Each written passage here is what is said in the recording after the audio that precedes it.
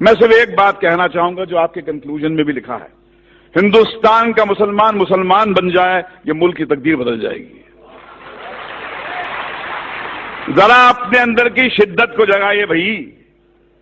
مجھے ایک بات سمجھ میں آئی ہے جتنا میں نے اسلام کے بارے میں پڑھا ہے کہ ڈرا ہوا آدمی مسلمان نہیں ہو سکتا، کیونکہ جہاں ڈر ہے وہاں اسلام نہیں، اور جہاں اسلام ہے وہاں ڈر نہیں۔ جیسے جہاں اندھیرا ہوتا ہے وہاں روشنی ہوتی ہے، جہاں روشنی ہوتی ہے وہاں اندھیرا نہیں ہوتا۔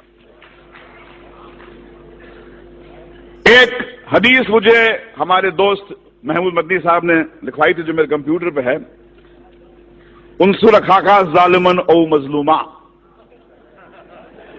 مدد کر، اپنے بھائی کی مدد کر، مظلوم ہو تو مدد کر، ظالم ہو تو مدد کر۔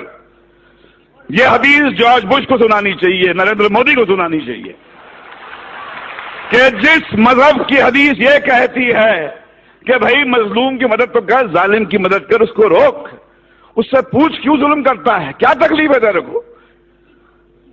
بھائی بولا ہے ظالم کو۔ اب ایسے مذہب میں ٹالرنس نہیں ہے تو اور کیا ہے؟ مگر سمسیا کچھ اور ہے۔ آپ اندھوں کے ملک میں، اندھوں کی دنیا میں آئینہ بیچنے نکلے ہیں۔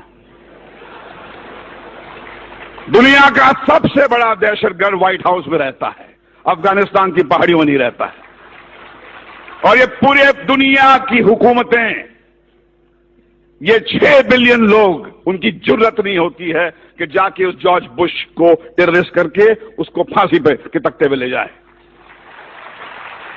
میں اوسامہ بن لادن کے خون کے کھیل کو نہیں معاف کروں گا، بشرطے آپ جارج بش کو بھی اسی طرح ٹریٹ کریں۔ ایک طرفہ بات نہیں ہو سکتی ہے۔ اسٹیٹ ٹیررزم کا آپ کنڈون کریں گے اور ان کو کہیں گے ٹیررسٹ، جیسے کسی نے فرمایا تھا مولانا دریا والی صاحب نے کہ بھیا کہ آپ نے بام بلاسٹ کے جو ایکیوز کو تو ٹیلی ویژن پہ چیخ کے اناؤنس کر دیا کہ ہاں یہ صاحب ان کو یہ سزا دی گئی ہے، مگر بابری مسجد جب شہید ہوئی اس کے بعد میں 1000 لوگ تو یہاں مرے تھے، ان کا کیا؟ کون دے گا ان کو سزا؟ کہاں جا کے گڑ گڑائیں، کس سے بھیک مانگیں؟ آج تو ہماری یہاں پر سرکار این سی پی اور کانگریس کی ہے۔ کیا ہوا شری کرشن کمیشن رپورٹ کا؟ جو سماج انصاف نہیں دے سکتا وہ ٹیررزم سے مکت نہیں ہو سکتا۔ اگر آپ کو ٹیررزم سے مکت ہونا ہے تو انصاف دینا پڑے گا آپ کو، اور اگر آپ نے اپنے پولیس اسٹیشنز کو ٹارچر چیمبرز بنا دیا، وہاں پر معصوم کو لے جا کے مارو گے، پیٹو گے، ذلیل کرو گے، تو ٹیررزم بڑھے گا۔ ہمیں ایک ہی بات کرنی چاہیے، وہ یہ ہے کہ ہمارے اندر وہ جرت ہونی چاہیے۔ حدیث آپ کی ہے، رسول اللہ نے فرمایا تھا کہ سب سے بڑا جہاد کیا ہے؟ ظالم بادشاہ کو اپنا صحیح چہرہ دکھانا۔ ظالم بادشاہ کو کہو کہ تم کتنے بدصورت ہو، ان سے کہو کہ یہ کیا دو طرفی بات ہو رہی ہے، جب چاہے آپ نے کھڑا کر دیا ہم کو کٹ گھرے میں۔ اور دیکھیے جارج بش بھی کہتا ہے کہ اسلام تو مذہب پیس کا ہے، ٹالرنس کا ہے، مگر فیکٹ یہ ہے کہ جہاں داڑھی والا نظر آتا ہے آپ بولتے ٹیررسٹ ہے۔ یہ لڑائی اس سیمینار سے ختم نہیں ہونے والی ہے، یہ بہت لمبی لڑائی ہے، وہ دور آ گیا ہے۔